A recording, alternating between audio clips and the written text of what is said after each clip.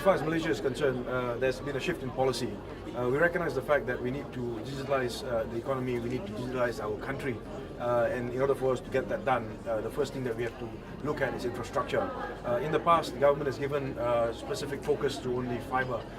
While fibre is important, I think at the end of the day, if you look at how things are developing, and of course at the speed at which things are developing, and given the fact that it takes time to lay fibre, it also costs a lot of money. One of the things that we've looked at is to change the policy by which we're looking beyond just fibre alone now. Of course, it's a fibre-first policy, but at the same time, we're looking at other aspects of connectivity, which could actually propel our move to increase infrastructure in the country as soon as possible, and of course at the lowest cost as possible.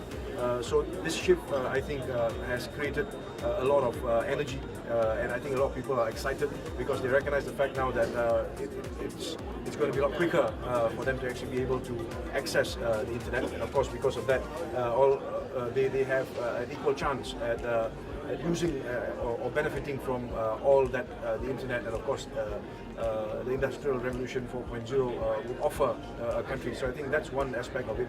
But again, I've always said that if you have infrastructure alone, that's not enough. What you need to do is you need to have infrastructure, you also need to have education. So at the same time, what we need to do is we need to make sure that whilst we provide infrastructure and we tell our people that this is what the government has offered you and what you can use to your advantage, we need to talk to them about digital economy. We've got to take the digital economy to them and express to them its importance and how it is they need to actually engage in it so that they can move with the times. There are of course different layers to it. We've got different age groups which have of course different needs, and of course in terms of education, if you're looking at educating the young, you can actually start it at a school stage. So you can actually introduce modules in school by which you can teach students from an early age how it is they can use the smartphone and so forth, and how it is they can use the internet to their advantage. That's something that they'll learn over education in school. But of course you've got the other groups of people, those who are not in school anymore, those who are working already. I think education, we need to focus on them as well. And you've of course got those who have retired, the slightly elder crowd. I think they're important as well because they can contribute to the economy, and of course with the internet, I think they can actually, we can look at them working to their full potential. So if you look at it across the board, and once people have, are empowered with the internet, and of course they understand its significance, then you see how things develop. And in Malaysia in the last couple of years, we've noticed that there's so many people, there's so much talent from all sectors of society, different age groups, different people doing different things of different interests to them. And I think at the end of the day, what we need to do is we need to nurture this, build an ecosystem in which the government can actually help Malaysians or others to actually achieve their real potential. So this is where we play a role, but as I said earlier, the fundamentals of it have to be in place first, and then we build an ecosystem which can sustain the industry, and I think that's what we're looking at. Yeah, when we talk about the internet, there's always the question of trust. I think when we look at startups and we look at the new industries that we have today, one of the things that we look at is data. There's a lot of concern that there may not be enough regulation, there may not be enough mechanisms in place by which you can actually protect data. So this is something that we have to look at, and I think integrity is key.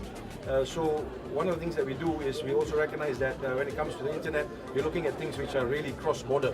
So internet is not in just one country, it extends across the globe.